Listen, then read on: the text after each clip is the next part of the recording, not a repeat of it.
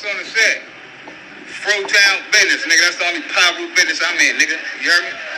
Anybody ever want to think about me and know about it, nigga, ain't nothing but Fro-town. Nigga, if I ain't dealing with Fro-town, I ain't got nothing to do with me. Nigga, on Fro-town piru, nigga. What it do, YouTube? Is Coffee. Back at it with some updates, y'all. And you guys see there, Snoopy Badass done made himself another op, man. In this whole blogosphere-ish has Compton Menace coming out, telling him flat out, you see in the caption, don't say my name no more, plain and simple.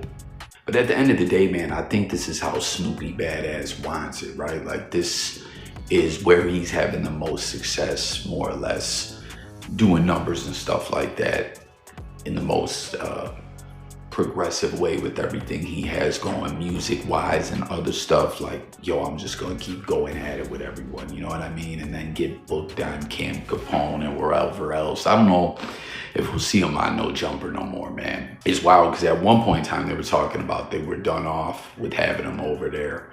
But then they did that whole weird ass sit down with Wack 100 where he went over everything with Wack, and you know, Wack gave him solid advice, I thought, telling him, you know, like, flip your style up, because what you've been doing ain't really working. It's not a good look, and you're told, and you're just not, like, you're trying to be half on this gangbanger-ish, but then half trying to be something else, and you're saying you're ratted, but you're trying to find loopholes, and I don't know, you know what I mean? And then he went on to say, like, it was all a play, but then Wack released that whole phone conversation that was very long, man, that, you know, just confirmed everything that Wack was saying was true, and what Snoopy was saying was just all cap, man, you know? And that was just like, I just don't understand the way some cats move, you know what I'm saying? To go down and do that sit down like that was gonna do something, and then to like lash back out at Wack 100 when I think at the end of the day what he was trying to do was get in good with him and get the plug into getting the music out on another level to have success. But I don't know, it all went to ish anyways, and now he done made himself another op with Compton Menace, which I'm not sure exactly what all happened with this, as we saw a lot of stuff going down in Compton where YG had that whole situation where some different neighborhoods met up together, and then they went over and got something to eat and whatnot. Like, it made major news, and you know, Compton Menace neighborhood, I believe, was involved in all that. So I don't know, here he is now telling Snoopy Badass, keep my name out of your mouth. Like, it's just so wild with some people. Like, no one gets along with everyone, right? But when someone gets along with no one, and everyone that they did get along with, they done fell out with them. I mean, typically it's just the common denominator at the end of the day, man. But y'all let me know what you think about it. And if you've seen what exactly set all this off to transpire, tap in, comment. All he had was his mother's letters. Now he's smoked, and he's got to make it change and make it for the better. But he's black, so he's got one strike against him. And he's young, plus he came up in the system. But he's small, and he's finally making 18. And his goal is to get on top and try to stay clean. So he's calling up his homie who came up.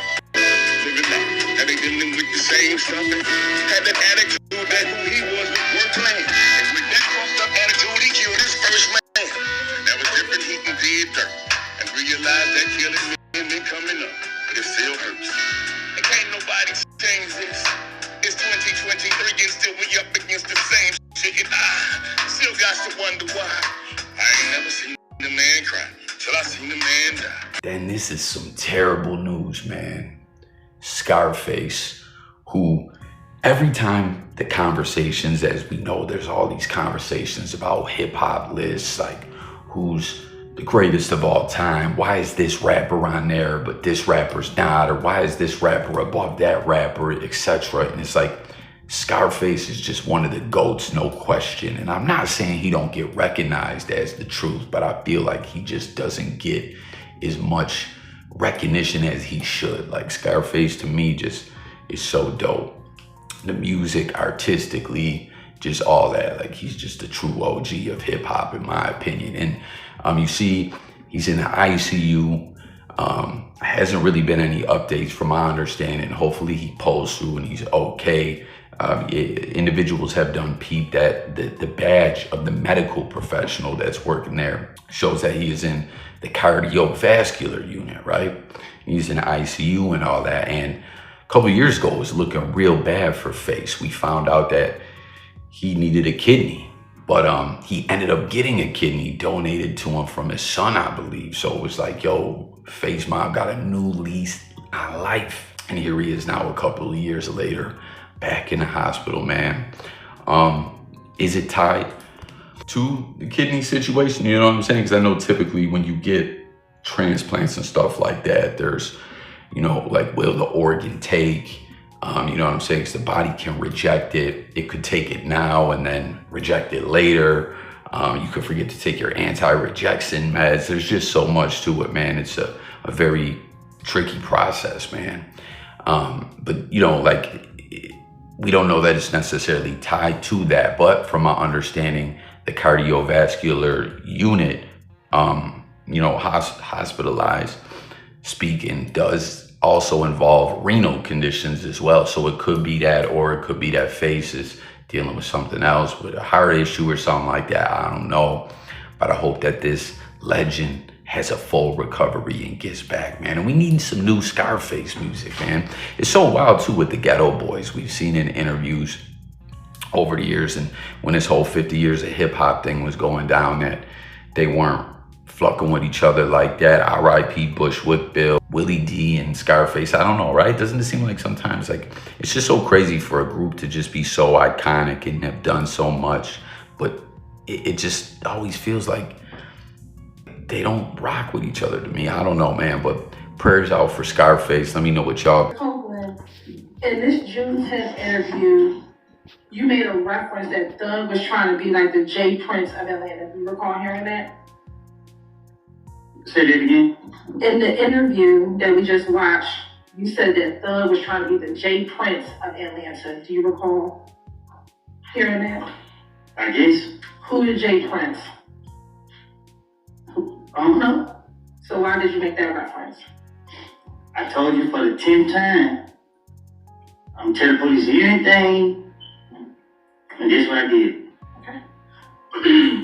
In the interview, do you recall telling the detectives regarding the shooting of Donovan Thomas that the Mikion told you that Shannon was shooting the chopper? Do you recall hearing that in the interview? Yeah, I heard it. And that Nar was shooting the handgun? I heard it. And that Yak was driving? I heard it. And then ain't this some ish right here, man? Jay Prince is sick of the disrespect, sick of the powers that be, the authorities trying to paint him as this just villain or whatever, like an evil villain, you know. As it's no secret, the feds had tried to take Jay Prince down multiple times. There was crooked cops and crooked agents trying to get at him. Like, hell, at one point in time, I even think they might have tried to take some opportunities on this man's life. Like, he really has pushed through and carried on through all the tough times and ish like that, man. And here it is at the Young Thug trial. And it's interesting too, you heard them referencing an interview that dude did. So there's another YouTube video being played in a court of law or whatever, you know, and they're saying that you said that Thugger wanted to be the Jay Prince of Atlanta. What do you mean by that? Who's Jay Prince? He's like, I don't know. He's like, yo, this trial really is a mockery this is a RICO trial. All these different judges getting recused and just all the bull-ish going on. I really thought it was gonna come to a mistrial, but it seems that's not the case. But people Jay Prince said about all this, check it out, y'all. He said, nothing surprises me anymore when it comes to fake ass people putting my name in their mouth. But I still find it very interesting how some prosecutors will go above and beyond the call of duty to try and destroy a man's life for being inspired by a successful black entrepreneur like myself. By the way, black on black racism feels the worst. Hashtag freeyoungthug. So you see, he's flat out calling this black on black racism. He's sick of his legacy and hard work trying to be looked at as nothing more than, like I said, like he's a villain or he's this just crime boss, you know. And I've seen before where it's wild too. We were just talking about Scarface, Ghetto Boys, Rap A Loud Records, of course, Jay Prince, right?